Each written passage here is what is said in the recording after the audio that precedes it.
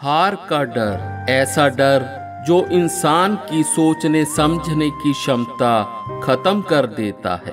हिरन जो बाघ से कई गुना तेज दौड़ता है पर मारा जाता है। पता है क्यों? क्योंकि भागते वक्त उसके मन में बाघ का डर होता है। अगर मैं पकड़ा गया तो यही सोचकर वे बार बार पीछे मुड़कर देखता है और अपनी रफ्तार खो देता है। उसका डर ही उसकी जान ले लेता है।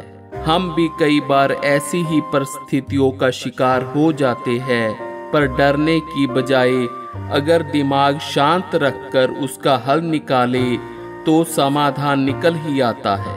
आज की कहानी डर के आगे जीत है मुहावरे को सार्थक करने वाली है।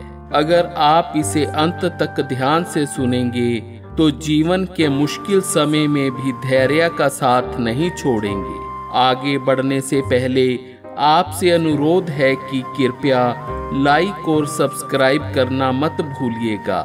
इससे हमें आगे बढ़ने के लिए मोटिवेशन मिलता है। बहुत पहले की बात है, एक गरीब किसान एक धनी व्यक्ति से पैसा उधार ले लेता है, लेकिन उसे उतार नहीं पाता।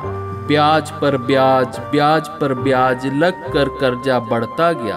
एक दिन धनी व्यक्ति उसके घर आया और कहा, अगर तुम अपनी बेटी की शादी मुझसे करवा दो तो मैं तुम्हारा सारा कर्ज माफ कर दूंगा।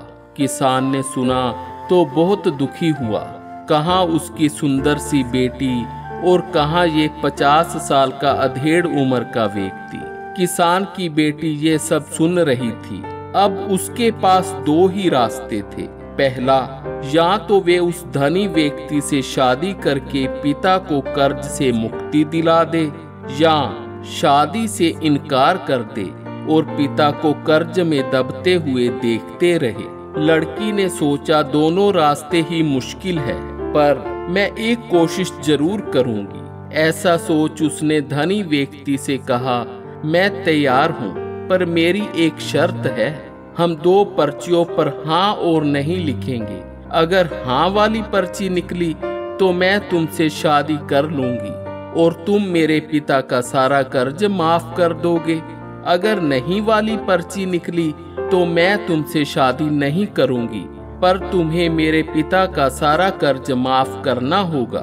धनी व्यक्ति ने कहा, मुझे मंजूर है। धनी व्यक्ति बड़ा चालाक था। उसने कलम से दोनों पर्चियों पर हाँ लिखकर एक बर्तन में डाल दिया। लड़की ने उसे लिखते देख लिया।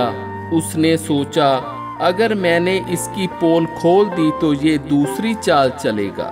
वे शांत होकर हल सोचने लगी। धनी व्यक्ति ने बर्तन उसके आगे किया और पर्ची उठाने को कहा।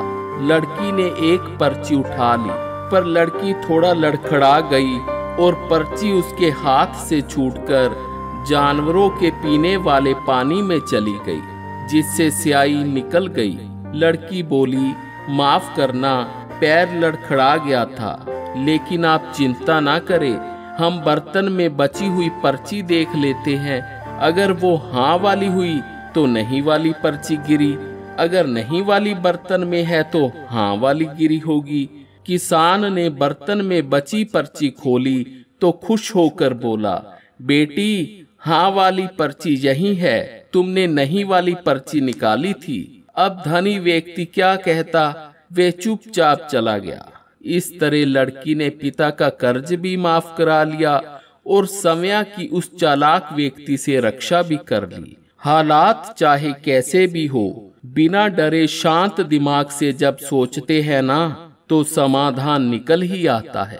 आपको कहानी कैसी लगी अपनी कीमती राय अवश्य कमेंट बॉक्स में करें। राधे राधे।